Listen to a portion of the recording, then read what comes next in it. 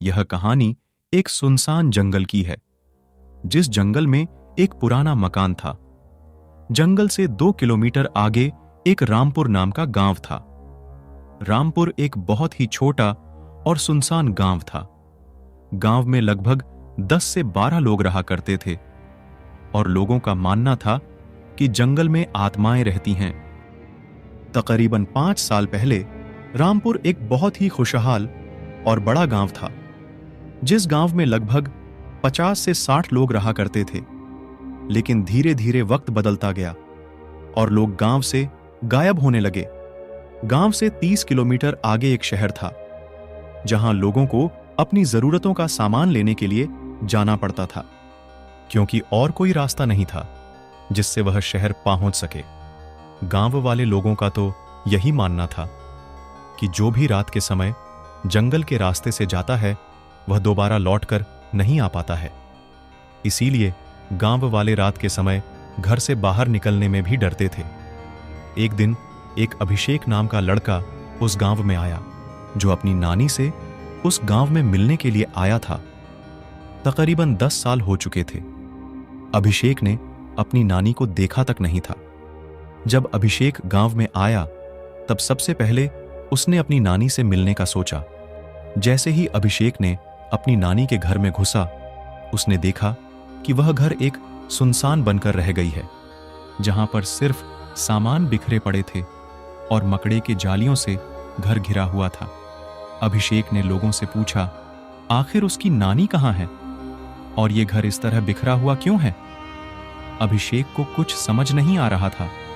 लोगों ने अभिषेक को बताया, काफी समय पहले की बात है, तुम्हारी नानी और तुम्हारे दादू शहर जाने के लिए बेचैन हो रहे थे, क्योंकि तुम्हारी नानी को बहुत तेज बुखार था और गांव में अस्पताल तो है नहीं जो ठीक हो जाए।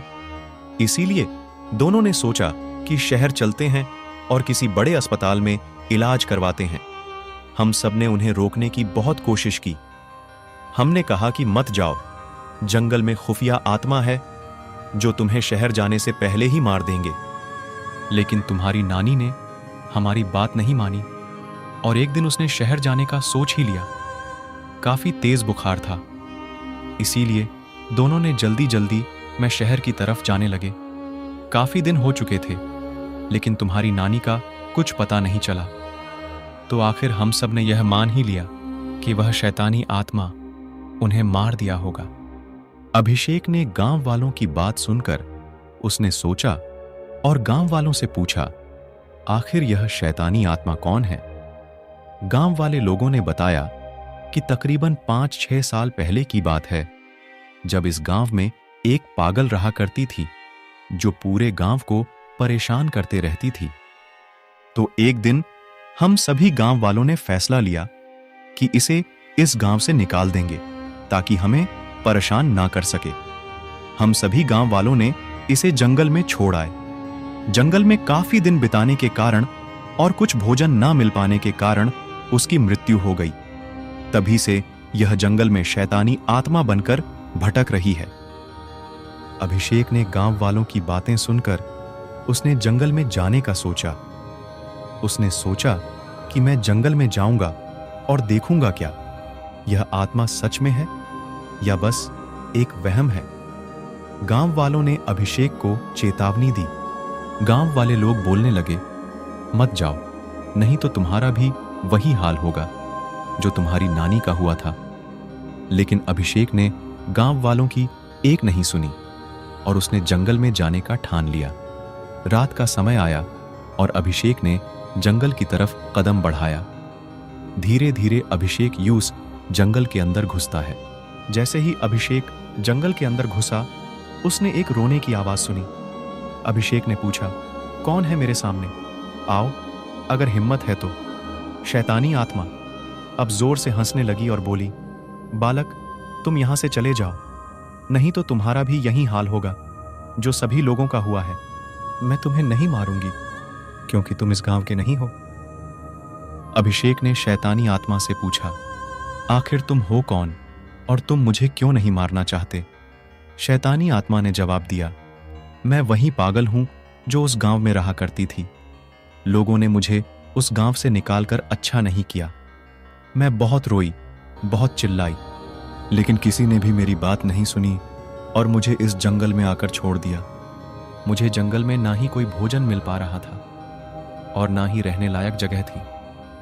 काफी दिनों तक मैं भूखी रही और आखिरकार भूख से तड़प तड़प कर मेरी मौत हो गई।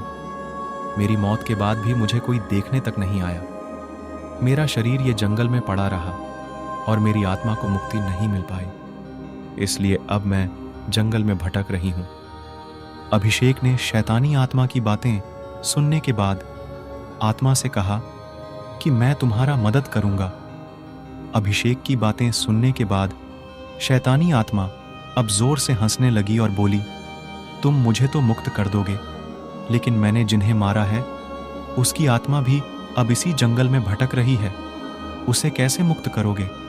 अभिषेक को शैतानी आत्मा की बातें सुनने के बाद काफी डर लगने लगा। शैतानी आत्मा बोलने लगी, अभी भी वक्त है, यहां से चले जाओ। अभिषेक ने शैतानी आत्मा की बात मान ली और वापस गांव की तरफ बढ़ने लगा। और फिर अभिषेक गांव पहुंचा और लोगों को सारी बातें बताएं। अभिषेक ने लोगों को कहा कि अब जंगल को उसी तरह छोड़ देने में भलाई है। और फिर जंगल उसी तरह शैतानी आत्मा से बंद रह गई।